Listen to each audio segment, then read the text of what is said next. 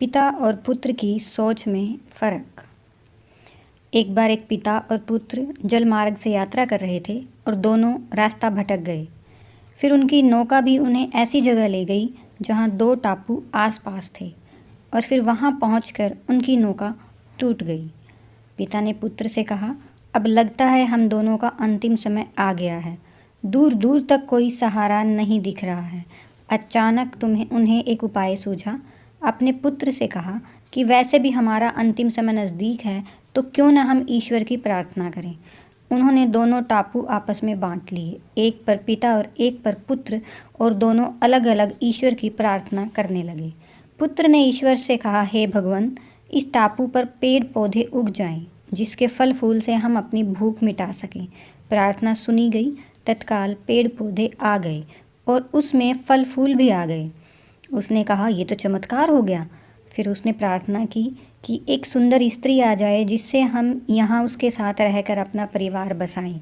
तत्काल एक सुंदर स्त्री प्रकट हो गई। अब उसने सोचा कि मेरी हर प्रार्थना सुनी जा रही है, तो क्यों ना हम ईश्वर से यहाँ से बाहर निकलने का रास्ता मांगे। उसने ऐसा ही किया।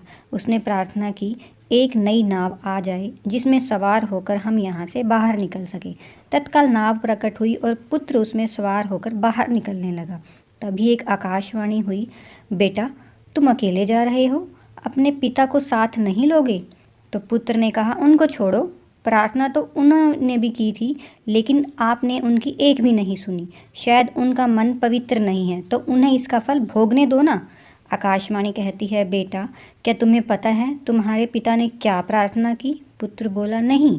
तो सुनो, तुम्हारे पिता ने एक ही प्रार्थना की कि हे भगवान, मेरा बेटा आपसे जो भी मांगे उसे दे देना। इस कहानी से हमें सीख मिलती है कि जो भी आपकी प्रार्थनाएं भगवान द्वारा सुन ली गई हों, हो सकता है कि वो आपके माँ बाप की हुई प्रार्थनाएं हों। इसीलिए हमेशा अपने माँ बाप का सम्मान करें, क्योंकि वही इस धरती पर आपके लिए भगवान का रूप होते हैं।